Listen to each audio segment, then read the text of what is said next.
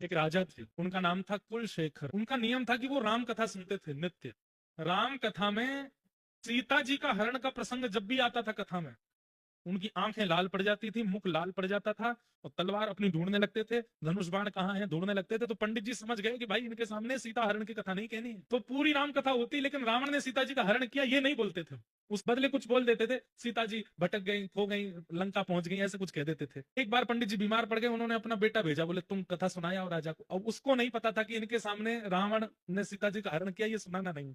वो तो आंख बंद करके सुनाता चला गया। बोले कि महाराज राम जी तो वन में मृग के पीछे दौड़े, दूर से राम स्वर सुनाई दिया तो लक्ष्मण जी भी दौड़े, लक्ष्मण रेखा बना करके चले गए। इतने में ही लंकापति रावण एक ऋषि का रूप धारण करके आया, भिक्षा मांगने लगा। जैसे सीता जी भिक्षा देने आई, हाथ पकड़ करके उसने तुरंत अपने पुष्पक अपने विमान में बिठाया, ले जा करके लंका में उनको बंदी बना लिया। पूरी कथा सुना दी महाराज। राजा के तो आंखें लाल, मुख लाल, हाथ लाल, सब लाल पड़ गए।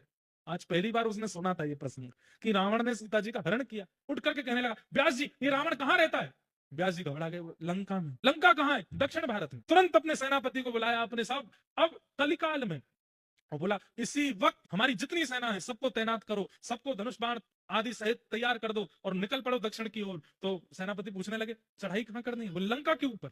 सीता जी का हरण करके ले गया रावण, उसका वध करके आएंगे। अब वो पंडित जी घबराए, बोले अरे महाराज वो तो, पंडित जी आप बैठे रहो, आपकी दक्षिणा मिलेगी पूरी पूरी, पहले सीता जी को लेके आऊंगा। कहते हैं कोसों दूर तक तो कुलशेखर राजा अपनी सेना लेकर के चला गया। अंत तो सेनापति आदि बोले कि इतना धन खर्च होगा, इतनी सेना लेकर के जाना, इनके भोजन प्रसादी के प्रबंध करना, और लंका में रावण वावण कोई है ही नहीं है, और ये महाराज जी लेके जा रहे हैं पूरी सेना, और उनका क्रोध बिल्कुल कम नहीं हो रहा है। रात भर योजना बनाते हैं, लंका का नक्शा कैसा है, हम कैसे प्रवेश करेंगे भीतर, समुद्र पार कैसे करना है, सारी योजनाएं बनाते मंत्रियों के साथ। मंत्री घबराते हैं, बोले कि भगवान इनका क्या होगा। रात भर मंत्रियों ने बैठ के राम जी से प्रार्थना करी, हे राघव जी अब आप ही हमें बचाओ। 4-5 दिन की यात्रा जब हो गई, राजा तो पूरे आवेश में लंका की ओर दौड़ रहा है, तभी बीच मार्ग पर देखते हैं, आहा नव कंज लोचन कंज मुख कर कंज पद कंज श्री रामचंद्र कृपालु लक्ष्मण शरण भव भैया। प्रभु श्री राम साक्षात प्रकट हो गए बीच मार्ग में, और मार्ग में प्रकट होकर के बोले राजा रुक जाओ रुक जाओ रुक जाओ।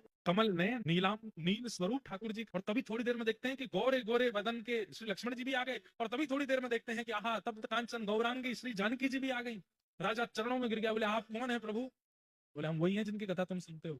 अरे आप राम जी? बोला जानकी जी आप सुरक्षित है, मैं तो अभी लंका जा रहा था रावण के ऊपर चढ़ाई करने के।